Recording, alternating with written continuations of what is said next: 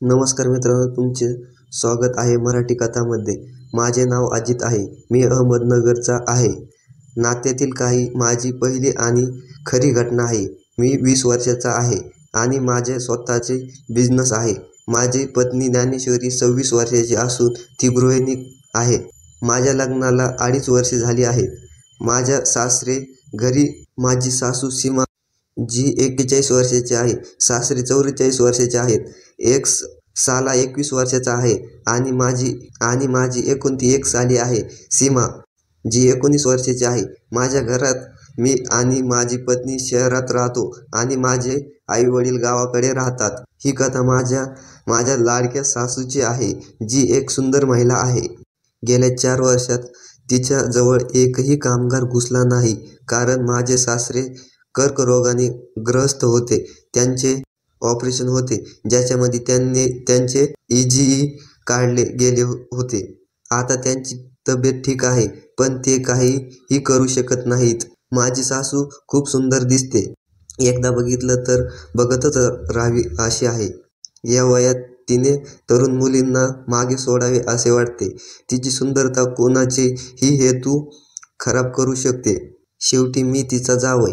लग्न झाल्यापासून मला माझ्या सासूचा स्वभावाचा आनंद घ्यायचा होता, पण बायकोच्या भीतीमुळे मी काहीच करू शकत नव्हतो. आता खऱ्या गोष्टीकडे येऊ. मित्रांनो, आम्ही रोजच आमच्या नात्यातील पक्क करत होतो. माझी बायको खूप समजदार आणि प्रेमळ होते. माझ्यावर प्रेम करण्यासाठी ती एकही संधी सोडत नव्हती आणि मीही तिच्यावर अंमल करायचो. एक दिवशी मी सहज माझ्या पत्नीशी तिच्या आईबद्दल बोललो, ज्याच्यावर मला समजले की माझी सासू पण तिच्या सासऱ्यावर प्रेमळ आहे.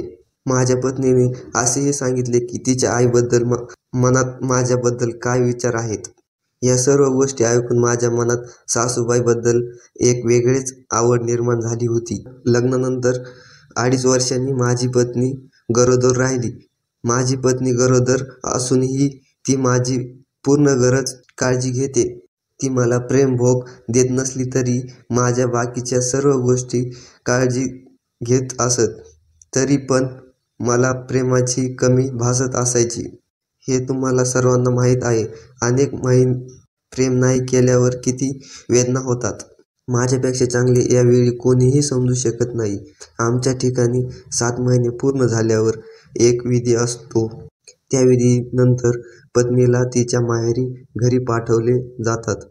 माझी पत्नी 7 महिन्याची होती आणि डॉक्टर तिला जड काम आणि काही बाकीचे काम करण्यासाठी मनाई केली होती. माझ्या पत्नीने पालकाला घरी पाठवण्यात आले. आता माझी पत्नी मी आईवडिलांच्या घरी गेलो आहे. मी दर रविवारी तिला भेटायला जातो आणि तिची विचारपूस करतो. मी जेव्हा माझ्या सासूच्या घरी जातो तेव्हा मी माझ्या पत्नीला माझी काळजी करायला सांगतो, पण नेहमीप्रमाणे ती नकार देते. पण एकदा तिने खाण्यास सुरुवात केली की ती खूप चांगल्या प्रकारे खायला स्वतःची आणि माझी काळजी घेत असायची. मग एके दिवशी जे घडले ते मी स्वप्नातही कल्पना केली नव्हती. ही घटना 15 दिवसांपूर्वी घडली होती. एकदा असं झालं की मी माझ्या बायकोच्या गोळ्या घेण्यास पटवून देत होतो, तेव्हा माझी सासू आमचं संभाषण ऐकत होती. ती माझ्याशी खूप चांगली प्रकारे वागत होती. हे पाहून मला प्रश्न पडला की माझ्या सासूला काय झाले आहे, तीही असे वागत आहे.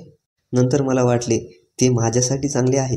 त्यानंतर मी जेव्हा सासऱ्याच्या घरी जायचो तेव्हा मला वाटायचे की माझी सासू मला कोणत्या ना कोणत्या प्रकारे भडकत आहे.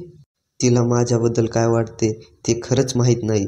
बरं, अजून काही दिवस गेले. मी आता फक्त विचार करून राहू शकत नव्हतो. पुढील वेळ मी एके दिवशी माझ्या सासऱ्याच्या घरी गेलो तेव्हा मी पुन्हा माझ्या पत्नीला औषधं गोळ्या घेऊन घराच्या प्रचंड घ्यायचा प्रयत्न केला, पण तिने नेहमीप्रमाणे नकार दिला.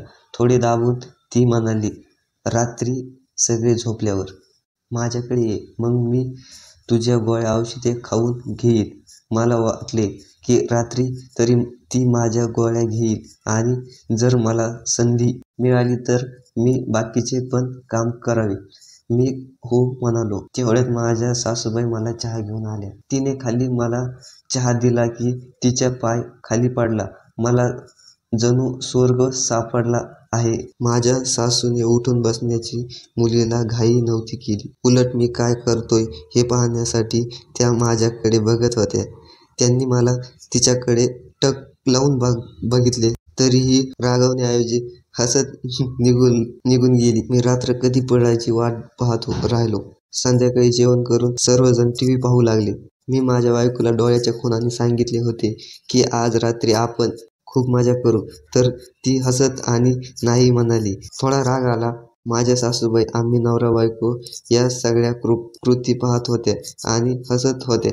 11च्या सुमारे सगळे झोपायला तयार होऊ लागले आणि मी खूप खुश झालो होतो. शेवटी काय होईल, माझ्या मनाला सुख मिळणार होते. माझ्या सासूबाईला पत्नी आणि वहिनी एका रूममध्ये झोपल्या आणि मला दुसऱ्या रूममध्ये झोपवले आणि माझी व्यवस्था करण्यात आली. माझे सासरे आजारी असल्याने ते आणि माझे मेहुणे हॉलमध्ये झोपले. माझी पत्नी आणि साली डबल बेडवर झोपल्या आणि माझ्या सासूला बाजूला बेडवर झोपवले. साधारण तासाभराने सगळे झोपल्यावर माझे बायकोजवळ गेलो. तिला स्पर्श करायचा तिने मला नकार दिला आणि हळू म्हणाली, सीमा, माझी साली माझ्या शेजारी झोपली आहे. त्यावेळी मला खूप राग आला आणि माझ्यात वाद झाला. माझ्या सासूबाई या सगळ्या गोष्टी खूपच गुपचूप बघत आणि ऐकत होत्या. हे त्यांनी मला नंतर सांगितले.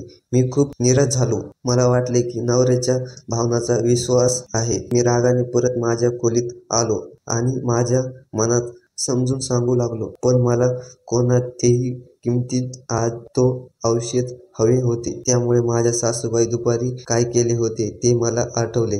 तेव्हा मी विचार केला की एका माझ्या सासू प्रयत्न करू बघू. असा विचार करून काही वेळाने मी पुन्हा दुसऱ्या खोलीत गेलो. मी माझ्या पत्नीला झोपेतून उठवले, पण ती उठत नव्हती. मी माझ्या जवळच्या पलीकडच्या पाहिल्या तेव्हा त्या झोपल्यासारख्या वाटत होत्या.